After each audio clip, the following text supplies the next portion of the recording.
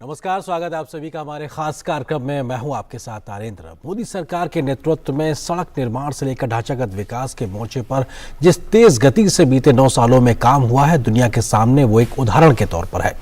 भारत आज दुनिया का दूसरा सबसे बड़ा रोड नेटवर्क वाला देश बन गया है। तो जिस तेज गति से भारत में ढांचागत विकास हो रहा है, वो देश को नेक्स्ट जनरेशन इंफ्रास्ट्रक्चर की ओर तेज गति से आगे भी ले जा रहा है। कैसे बीते हैं 9 साल मोदी सरकार के नेतृत्व में देश में सड़कों का जाल बिछ रहा है, इसी विषय पर करेंगे विस्तार से चर्चा, जिसके लिए खास मेहमान भी हमारे साथ में जुड़ेंगे। लेकिन चर्चा की शुरुआत करें उससे पहले एक रिपोर्ट देख लेते हैं कि कैसे देश में इस वक्त ढांचागत विकास के मोर्चे पर तेज गति से एक नई इबारत लिखी जा रही है। केंद्र में नरेंद्र मोदी सरकार के 9 साल पूरे होने के मौके पर तमाम केंद्रीय मंत्रियों की प्रेस वार्ता का सिलसिला जारी है। इस क्रम में आज केंद्रीय सड़क एवं परिवहन मंत्री नितिन गडकरी ने प्रेस कॉन्फ्रेंस करके अपने मंत्रालय से जुड़ी उपलब्धियां देश के सामने रखी। उन्होंने कहा कि मोदी सरकार के नेतृत्व में बीते 9 साल में देश में सड़क निर्माण में अभूतपूर्व तेजी आई है। जहाँ नए एक्सप्रेस वे बन रहे हैं, तो पहले की सड़कों के चौड़ीकरण से देश के आधारभूत ढांचे का विस्तार हो रहा है। सबसे पहले हमारे देश में जो रोड नेटवर्क था, जब हमारी सरकार आई तब 91,287 किलोमीटर था और आज उसमें 59% इंक्रीज हुई और उसमें 1,45,240 किलोमीटर हुआ है। ये जो रोड नेटवर्क बढ़ा, उसके साथ हमारे NHAI में, हमारे मिनिस्ट्री में 7 वर्ल्ड रिकॉर्ड हुए हैं। एक बात है कि हम लोग second largest network in the world है, USA के बाद हमें। नितिन गडकरी ने कहा कि देश में पिछली सरकार के समय प्रतिदिन 11 किलोमीटर सड़कों का निर्माण हो रहा था, जो बढ़कर 30 किलोमीटर प्रतिदिन हो गया है। उन्होंने कहा कि रोड बनाने में प्लास्टिक के इस्तेमाल से लेकर फास्टैग के उपयोग से लोगों की सुविधाओं में इजाफा हुआ है, तो इलेक्ट्रिक वाहन और हाइड्रोजन वाहनों पर भी तेज गति से काम जारी है। हमने जो एवरेज था वो 11.6 किलोमीटर रोड कंस्ट्रक्शन का था, वो अभी 30 किलोमीटर तक हम पहुंचे हैं। इलेक्ट्रिक आ गई, इथेनॉल 20% पेट्रोल में ऐड होने लगा। अब फ्लेक्स इंजन आ रहा है, बजाज, TVS, हीरो ने स्कूटर, ऑटो रिक्शा बना ली। अब टोयोटो, सुजुकी की गाड़ियाँ आ रही, अगस्त में टोयोटो की आ रही, और ये गाड़ियों में 100% पेट्रोल के बजाय 100% इथेनॉल जाएगा और 40% बिजली तैयार करेगी। तो एवरेज के इकोनॉमिक्स के हिसाब से अगर रेट निकालेंगे तो पेट्रोल का भाव 15 रुपये लीटर है। नितिन गडकरी ने कहा कि उनका मंत्रालय हर राज्य के साथ मिलकर वहां विकास का काम कर रहा है, इसमें कोई भेदभाव नहीं है। उन्होंने ये भी कहा कि मंत्रालय के 9 साल के काम में एक भी भ्रष्टाचार का आरोप नहीं लगा। मोदी सरकार के 9 साल पूरे होने के मौके पर 1 महीने चलने वाले इन कार्यक्रमों के तहत तमाम केंद्रीय मंत्री 9 साल की उपलब्धियों को गिना रहे हैं, तो वहीं भविष्य की योजनाओं को भी साझा कर रहे हैं। तो अपने आप में बेहद महत्वपूर्ण 9 साल, और कैसे ये 9 साल अपने आप में एक नई इबारत लिखने में कामयाब रहे, इस विषय पे बात करने के लिए 2 बहुत ही खास मेहमान इस वक्त मेरे साथ मौजूद हैं। उनका परिचय आपसे कराते हैं। सुधेंद्र ज्योति सिन्हा जी, जो कि एडवाइजर हैं infrastructure, connectivity and electric mobility NITI Aayog में, हमारे साथ जुड़ गए हैं स्टूडियो में। सर, बहुत स्वागत है हमारे साथ जुड़ने के लिए। इसके अलावा दीपशिखा शिगरवार जी हैं, जो कि सीनियर एडिटर है इकोनॉमिक टाइम्स में। मैम, आपका भी बहुत बहुत स्वागत है। सिन्हा जी, शुरुआत आपसे ही, क्योंकि अगर इन बीते 9 वर्षों को देखा जाए, कैसे एक बड़ा बदलाव लाने में कारगर साबित हुए हैं। जमीन पे एक बड़ी लकीर खींचने की बात होती है, लेकिन बड़ी सड़क खींचने की बात अगर की जाए तो किस तरीके से बदलाव आया है? जैसा आपने ठीक ही कहा, पिछले 9 वर्षों में जो परिवर्तन है, इसको किसी भी तरह से हम कह सकते हैं कि बड़ा ही डिसरप्टिव, बड़ा ही एक ग्लोबली बेस्ट स्टैंडर्ड्स का कहेंगे, वह उस तरह का एक चेंज आया। इसको इस तरह से समझें कि देखिए, जब प्रारंभ में जब शुरुआत किया गया इस दिशा में, जब हमने आगे बढ़ना शुरू किया, तो सबसे पहले यह समझ बनी कि ग्रेट नेशंस, जो महान राष्ट्र होते हैं, वो सबसे अच्छे, सबसे सुदृढ़ संरचना पर, अवसंरचना पर, इंफ्रास्ट्रक्चर पर ही डेवलप करते हैं। एक बार वह अंडरस्टैंडिंग डेवलप किया, और दूसरा यह अंडरस्टैंडिंग डेवलप किया कि इंफ्रास्ट्रक्चर जो है, इनको अलग अलग पीस में नहीं देखा जा सकता। रोड अलग, रेलवे अलग, शिपिंग, सिविल एविएशन, पोर्ट्स अलग, इनलैंड वाटरवेज अलग। इस तरह से देखने का जो तरीका था, इस नज़रिए में चेंज लाना, परिवर्तन लाना निहायत आवश्यक था। अब आप देखते हैं, इन दोनों समझ से जो डिराइव करते हैं हम, जो निकलता है वह यह निकलता है कि पहली बार नेशनल इंफ्रास्ट्रक्चर पाइपलाइन, एक बहुत ही बड़ा 111 लाख करोड़ रुपए का जो है एक कॉन्सेप्ट, उसको कॉन्सेप्चुअलाइज किया गया, जिसमें कि अवसंरचना इंफ्रास्ट्रक्चर केवल इकोनॉमिक नहीं बल्कि सोशल इंफ्रास्ट्रक्चर को भी उसमें महत्व दिया गया। धीरे धीरे ये समझ जब और बढ़ा तो यह भी बढ़ा कि ऐसे इंफ्रास्ट्रक्चर का एक टाइमली कंप्लीशन होना चाहिए, समय के साथ उसको कंप्लीट होना चाहिए, नहीं तो उसका जो इंटेंडेड इम्पैक्ट है, जो उसका असर है, वो खो जाता है। इसलिए तब आप देखते हैं कि पीएम गति शक्ति का जो है वह आविर्भाव होता है, वह उसका उदय होता है, जहां हम कहते हैं कि सारे इंफ्रास्ट्रक्चर, कोई भी इंफ्रास्ट्रक्चर बनाते समय बाकी सारे अवसंरचनाओं का एक विजिबिलिटी क्लियर होनी चाहिए, जिससे जो आप प्लानिंग करें वो बिल्कुल ठोस हो, पहले से सोच समझ कर किया गया प्लान हो, जिससे कि इम्प्लीमेंटेशन आपका दुरुस्त हो। और एक समझ, अंतिम समझ यह भी आई कि सारा काम केवल सरकारी पैसे से, टैक्स पेयर के पैसे से नहीं संभव है, इसलिए जरूरी है कि प्राइवेट फंड्स को भी अट्रैक्ट किया जाए। इसलिए आपने देखा कि 9 वर्षों में जब उस पर भी जो है वो एम्फेसिस, उस पर भी जो है वो बल दिया जाने लगा, और आप देखते हैं जो हैम है, टीओटी है, इस तरह के प्रोजेक्ट्स जो हैं वो बढ़ने लगे, ईपीसी के जगह उस तरह के प्रोजेक्ट्स बढ़ने लगे। तो जो मैं इस तरह से बताना ये चाह रहा हूं कि धीरे धीरे समय के साथ एक अप्रोच चेंज करता गया, जैसे जैसे हमारी समझ बढ़ती चली गई, और उसी का प्रतिफल है कि इन 9 वर्षों में जो हमने किया है वो बिल्कुल अंतर्राष्ट्रीय मानक पर सर्वोत्तम है, सर्वश्रेष्ठ। बिल्कुल, और एक अभूतपूर्व है शिखा जी, क्योंकि जो सिन्हा जी ने जो बातें कही उसमें 3 बड़ी बातें निकल के आती हैं कि पहले एक आइसोलेशन में काम हुआ करता था, लेकिन उसको भी इंटीग्रेट तरीके से काम करना है, और हम उसको इस तरह से भी देख सकते हैं कि एक मल्टी मॉडल ट्रांसपोर्ट सिस्टम एक डेवलप करने की दिशा में भारत आगे बढ़ रहा है। दूसरी महत्वपूर्ण बात उन्होंने कही कि साहब टाइमली कंप्लीशन हो तो जाहिर सी बात है कि हमारा जो बजट है उसमें भी कहीं ना कहीं कमी आती है, कम पैसे में ज्यादा काम होता है। और तीसरा कि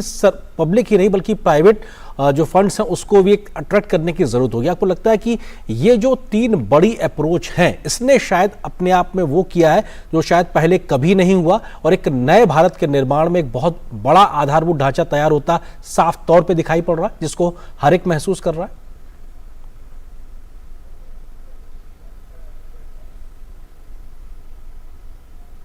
बिल्कुल आर्यन, जैसा कि सिन्हा जी ने भी कहा कि एक बहुत ही प्लान्ड तरीके से ये किया जा रहा है। अगर आप देखें कि प्रधानमंत्री गति शक्ति कार्यक्रम लाया गया, वो इसीलिए लाया गया कि कोई भी प्रोजेक्ट जो है वो आइसोलेशन में ना बने।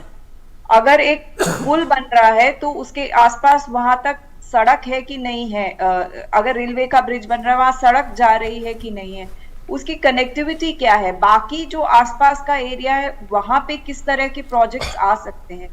तो एक बहुत प्लान्ड अप्रोच में ये किया जा रहा है, और इसलिए किया जा रहा है कि जब हम आधारभूत ढांचा तैयार करें तो वो वहां पे बिजनेस, उद्योग जगत, आम आदमी, वहां हर किसी की जरूरत को पूरा ध्यान में रख के उसको किया जाए।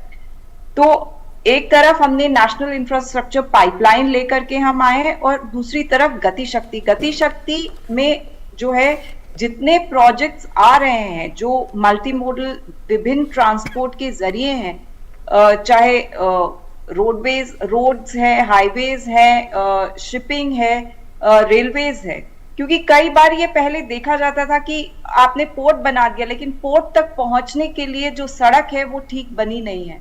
तो जो लॉजिस्टिक्स ईज करने की बात है, जो बिजनेस के लिए ईज करने की बात है, वो उनके लिए वो पॉसिबल ही नहीं होता था, क्योंकि पोर्ट तक वो पहुंचने में उनको बहुत वक्त लग जाता था। तो ये पूरा जो प्लान बना है और उसके साथ साथ फाइनेंसिंग पे भी ध्यान दिया गया है। अब नैपफिड लेकर के आई सरकार, जो बड़े इंफ्रास्ट्रक्चर प्रोजेक्ट्स को फाइनेंस करने के लिए एक डेवलपमेंट इंस्टीट्यूशन खड़ा किया गया।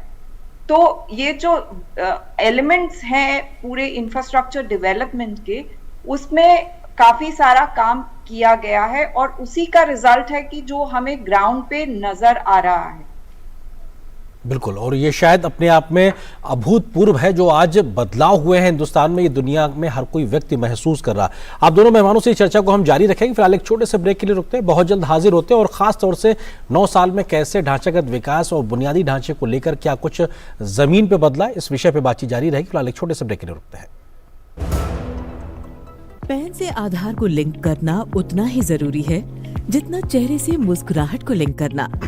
जिम्मेदारी को समझदारी से लिंक करते हुए सभी पैन धारक कृपया ध्यान दें। पैन को आधार से लिंक करने के लिए www.incometax.gov.in पर जाएं और लिंक आधार पर क्लिक करें और निर्देशों का पालन करें। ऐसा नहीं करने पर आपका पैन इनऑपरेटिव हो जाएगा। पैन इनऑपरेटिव होने पर पेंडिंग रिफंड्स तथा उन पर इंटरेस्ट प्रोसेस नहीं होंगे। TDS और TCS ऊंचे रेट पर काटे जाएंगे। इसीलिए 30 जून 2023 तक 1000 रुपए की लेट फीस देकर आप अपने पैन को आधार से ऑनलाइन लिंक कर सकते हैं और आने वाले समय में किसी भी तरह के वित्तीय जोखिम से छुटकारा पा सकते हैं। प्रत्येक आयकर दाता एक राष्ट्र निर्माता। यहाँ आयुष्मान कौन है? जी मैं हूँ। आपका अगला नंबर? मैं भी हूँ आयुष्मान। जी मैं भी हाँ। इतने सारे आयुष्मान? देश के करोड़ों लाभार्थी हैं आयुष्मान। और एक प्रकार से पीएम जय अब गरीबों की जय बन गई है। देश के करोड़ों परिवारों ने आयुष्मान भारत प्रधानमंत्री जन आरोग्य योजना के अंतर्गत 5 लाख रुपए तक का मुफ्त उपचार का वरदान पाया है। अपने परिवार के स्वास्थ्य सुरक्षा की गारंटी के लिए आज ही 14555 पर कॉल करें और अपने नजदीकी सूचीबद्ध अस्पताल या CSC केंद्र पर जाकर आयुष्मान कार्ड बनवाएं। Direct plan mutual fund schemes में खुद इन्वेस्ट करने का एक ऑप्शन है। म्यूचुअल फंड्स खुद ही सी जैसे मैंने फिट रहने के लिए ट्रेनर रखा है। तो दिखता ही है भाई। और तू तो सेल्फ मेड है भाई। देख मुझे फिटनेस की नॉलेज है तो I made my own training program. और तेरे ट्रेनर के पैसे भी बच गए। हाँ सेम विद डायरेक्ट प्लान। यहाँ मेरे कमीशन के पैसे बच गए। सही है। म्यूचुअल फंड निवेश बाजार जोखिमों के अधीन है। योजना से जुड़े सभी दस्तावेजों को ध्यान से पढ़ें। और ब्रेक के बाद आप सभी का एक बार फिर से स्वागत है हमारे इस खास कार्यक्रम में। 2 मेहमान लगातार हमारे साथ बने हुए हैं कि ढांचागत विकास के 9 साल बेमिसाल में कैसे बदलाव आया। सुधेंद्र ज्योति सिन्हा जी, दीपशिखा सिकरवार जी, 2 खास मेहमान लगातार। सिन्हा जी, एक सवाल ये भी, क्योंकि हम लगातार बड़े बड़े देश में एक्सप्रेस वेज बनते देख रहे हैं, बड़े बड़े नेशनल हाईवेज के प्रोजेक्ट्स को हम देख रहे हैं, पोर्ट्स भी देख रहे हैं, लेकिन क्या इसी प्रकार का बदलाव हमारे ग्रामीण क्षेत्रों तक सड़क की पहुंच का भी हुआ है इन बीते 9 सालों में? उसको लेकर क्या कुछ आंकड़ा है इस वक्त? बिल्कुल, आपने ठीक ही कहा।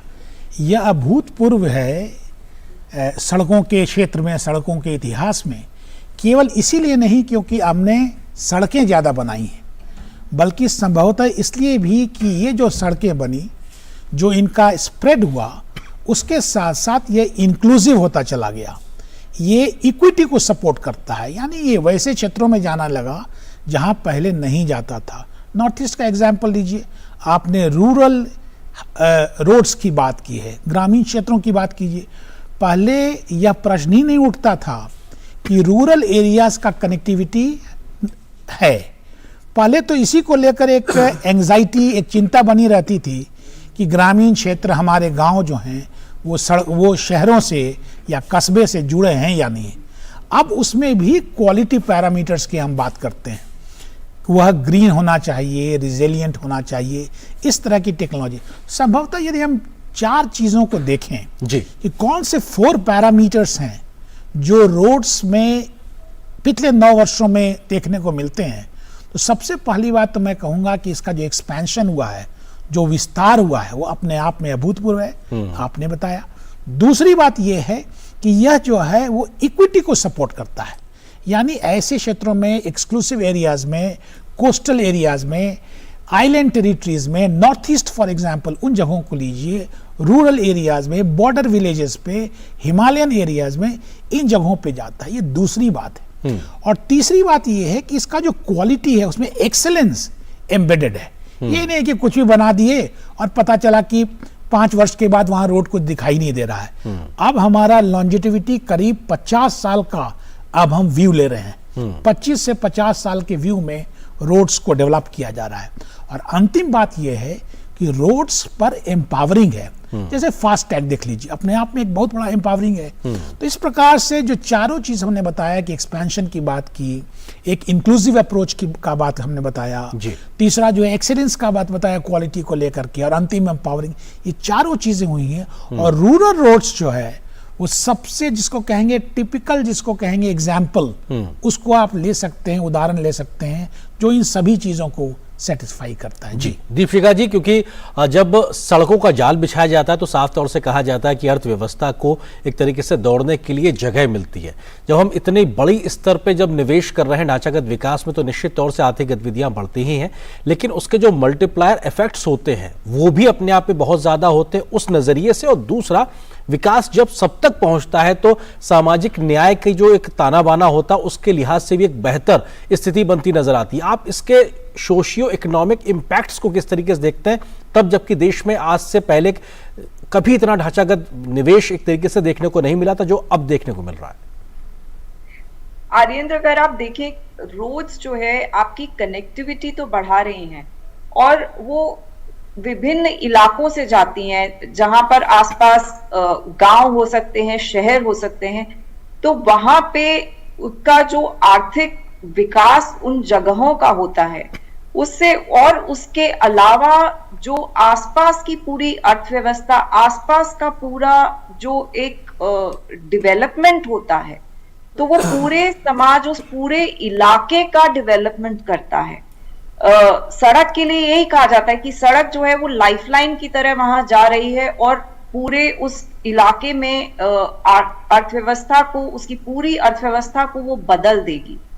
और यही हमने देखा है कि जो हाईवेज पर और एक्सप्रेसवेज पर जो खास एक फोकस किया गया है वो, और जिन एरियाज में जहां जहां पे लग रहा था कि जरूरत है, कनेक्टिविटी की जरूरत है, जहां पे कनेक्टिविटी नहीं थी, नॉर्थ ईस्ट का सिन्हा सर ने एग्जाम्पल दिया, जहां पे कनेक्टिविटी कम महसूस की जा रही थी कि उनका पूरे देश में उनका कनेक्शन ही नहीं हो पा रहा था, अर्थव्यवस्था उनकी अलग हो रही थी, तो उसको किस तरह से जोड़ा जा सकता है। और रोड्स का जिस तरह से जाल हाईवेज का फैलाया गया है, उस पूरे इलाके का, वहां के पूरे जो एक मिक्सिंग होता है, जो इंटरमिंगलिंग होता है सामाजिक लेवल पर लोगों का, और अर्थव्यवस्था तो बदलती ही है, उसका इम्पैक्ट तो आता ही है। उसके अलावा जो एक पूरा सोशो इकोनॉमिक डेवलपमेंट वहां पे एक रोड कनेक्टिविटी बहुत अच्छी हो जाने से होता है,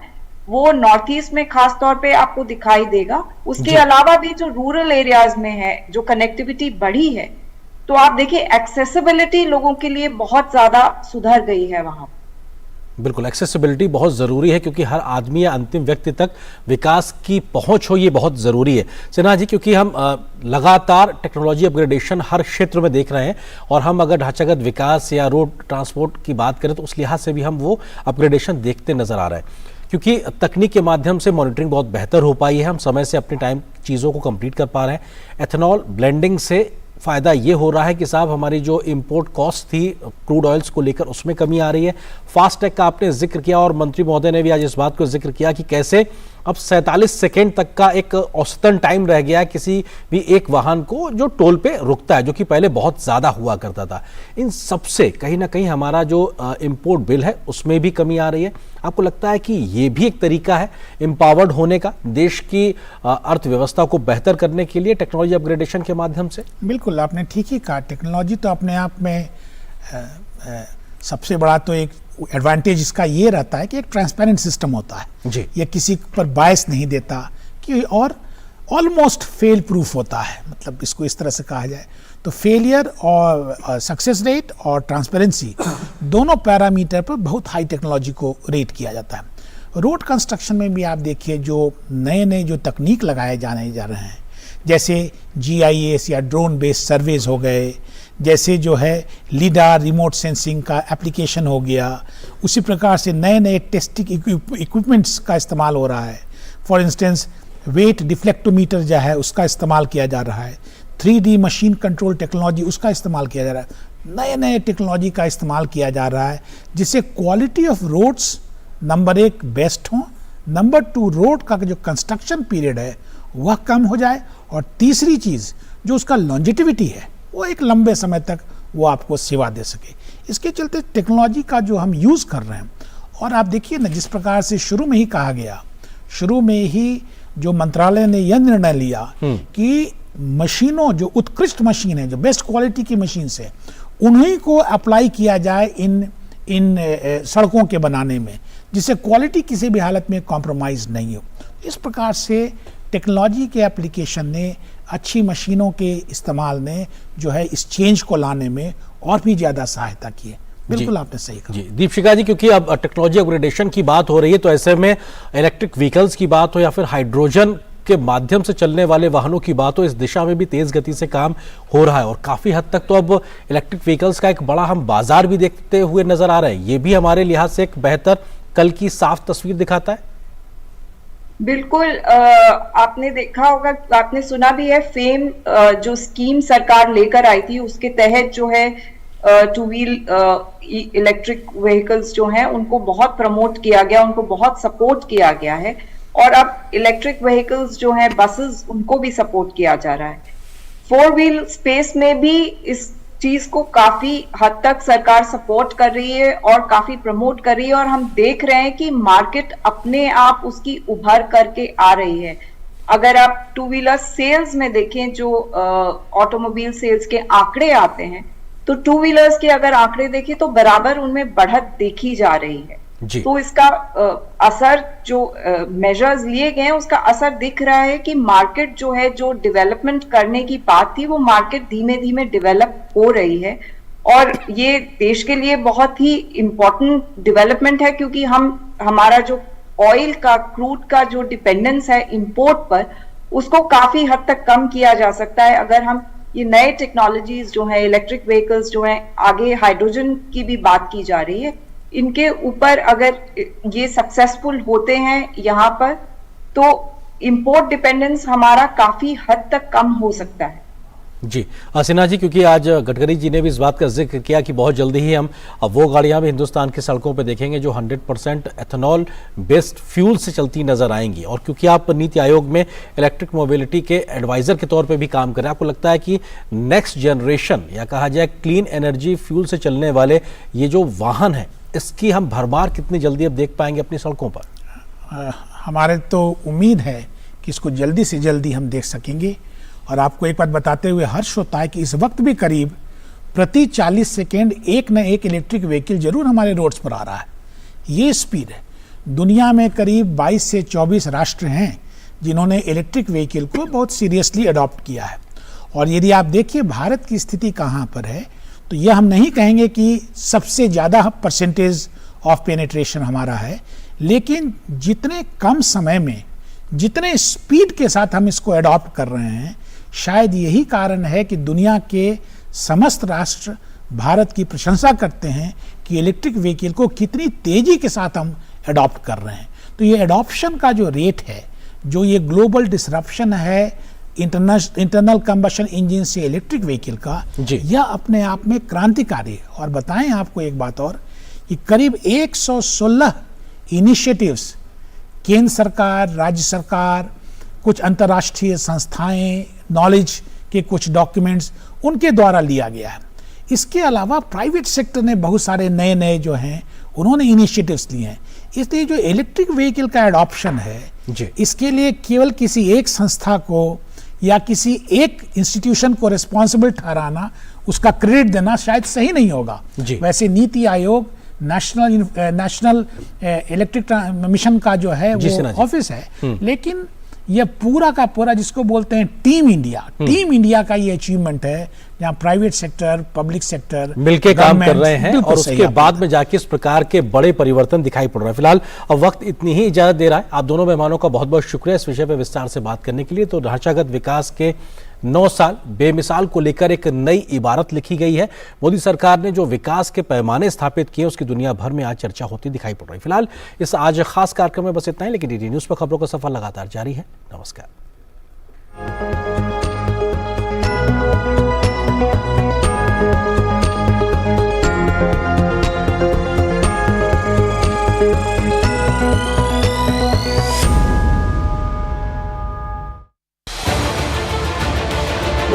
उत्तर से दक्षिण तक, पूर्व से